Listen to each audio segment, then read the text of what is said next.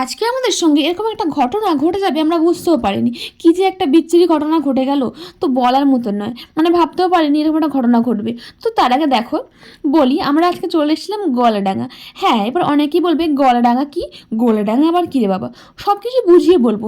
তার আগে দেখো, আমরা এই শীতের মধ্যে একেবারে চাদর টাদর জড়িয়ে ভালোভাবে জড়সড়ো হয়ে চলে এসেছি। এদিকে আবার ছেলেটাকেও নিয়ে আসিনি, বাড়িতে রেখে দিয়ে এসেছি।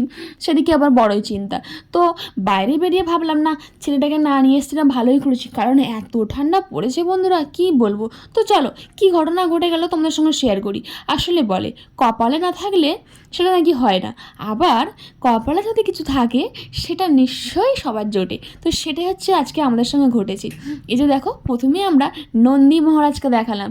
এবার দেখো, আসলাম তো একটা অনুষ্ঠান হচ্ছিলো এখানে, হরিনাম, ঠিক আছে।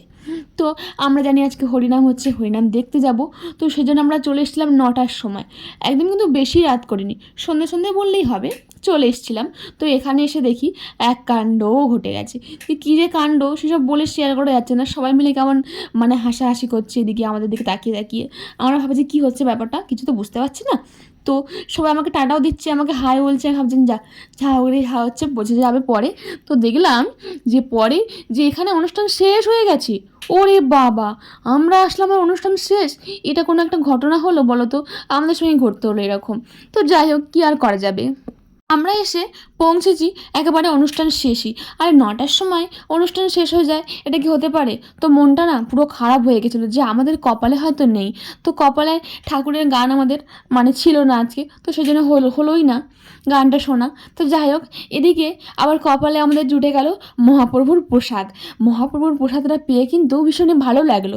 তো সেজন্য আমার বরমশাই চলে গেল মহাপ্রভুর প্রসাদ আনতে। আর বলে না, কথায় আছে, কপালে যদি থাকে তোমার নিশ্চয়ই জোটাবে। ভগবান ভগবান থাকলে না কিছুই তোমাদের আটকাবে না। তো আমার বর আমার জন্য প্রসাদ নিয়েও চলে আসলো। এই যে দেখো, আরে এইটুকু মহাপ্রভুর প্রসাদ নয় এটা, আমরা কষ্ট করে এসেছি, ঠাকুর আমাদের ঠিক জুটিয়ে দিয়েছে। তো সেজন্য আমরা মহাপ্রভুর প্রসাদটাকে ভালো করে খেয়ে নিলাম। ভাঙা মেলা বলতে গেলে, হরিনাম শেষ হয়ে গেছে, লোকজন একেবারে ফাঁকা, সবাই চলে গেছে। তো আমরা এদিকে ভালো করে ভোগ প্রসাদ নিয়ে নিলাম। এই যে এদিকে ভোগ প্রসাদ দিচ্ছিলো, একদম কারেক্ট টাইমে পৌঁছেছি গাইস বলতে গেলে। যাই হোক, আমরা তো মহাপ্রভুর প্রসাদটা পেয়ে গেলাম, সেটাকেই তৃপ্তি করে আমরা খেয়ে নিলাম। তো তারপরে চলো তোমাদেরকে একটু আমরা দেখিয়ে দিই আজকে মণ্ডপটা কীরকম সাজানো হয়েছিল। আর এখানে মন্দির আছে, মন্দিরটাকেও একটু তোমাদের দেখিয়ে দিই। হ্যাঁ, এখানে হরিনাম হয়েছে আর কীর্তন হয়েছে। এই যে এখানে হরিবাসর সাজানো হয়েছিল, তো এখানে খুব সুন্দর করে সাজানো হয়েছে। আমরা একটু দেরি করে ফেলেছি বলে আজকে আর হরিনাম দেখতে পারলাম না। তোমরা আমাদের মন্দিরটা একটু ভালো করে দর্শন করে নাও। আর সেই সঙ্গে দেখো, মন্দিরে দেব দেবতা সবাই বসে আছে, আমরা সবাইকে একটু দর্শন করে দিলাম, একটু প্রণাম করে নিলাম। এখানে বাবা পঞ্চানন আছে, শিব দুর্গাও আছে, হরিবাসর তো এখানে সুন্দর করে সাজানো হয়েছে। তো তারপরে আমরা একটু পাশেই চলে যাচ্ছিলাম। তো পাশে আস্তে আস্তে মানে ভীষণ হাসি লাগছিলো, মানে সবাই মিলে না দেখে কেমন করে হাসাহাসি করছিল। আরে বাবা, হাসাহাসি করার কী আছে, আমরা কি আর বুঝতে পেরেছি যে আজকে 9টার মধ্যে হরিনাম শেষ হয়ে যাবে? তো হরিনাম শেষ হয়েছে তো কী হয়েছে, আমরা তো প্রসাদ পেয়েছি না। তো প্রসাদটাই কী পায়, কার ভাগ্যে জোটে, সেটাই হচ্ছে বড় কথা। তো তারপরে চলো আমরা চলে আসলাম বড় মায়ের কাছে। আজকে বড় মাকে আমরা দর্শন করতে চলে আসলাম, তোমরা একটু বড় মাকে দর্শন করে নাও।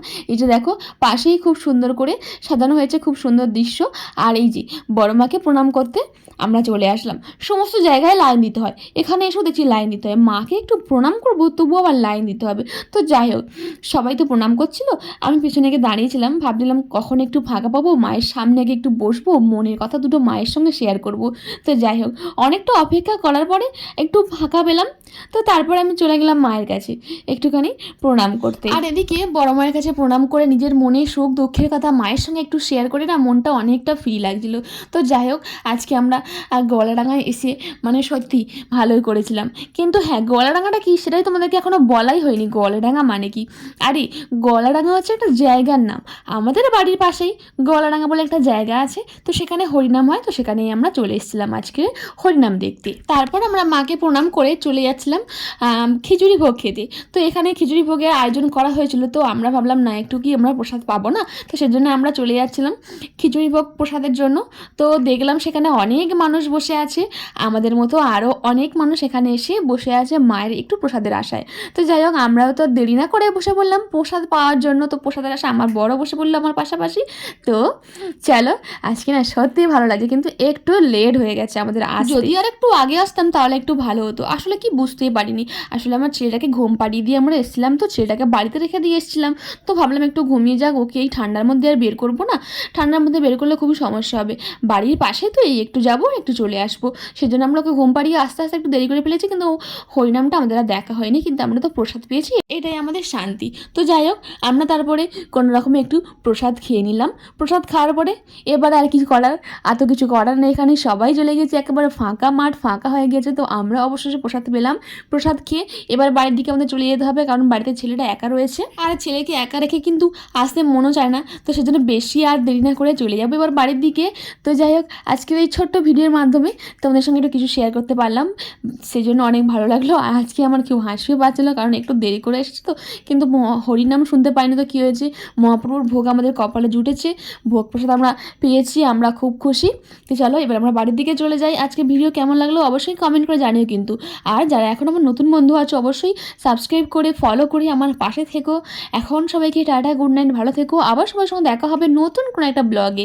সেই পর্যন্ত সবাই অনেক অনেক ভালো থেকো, সুস্থ থেকো। সবাইকে টাটা, বাই বাই।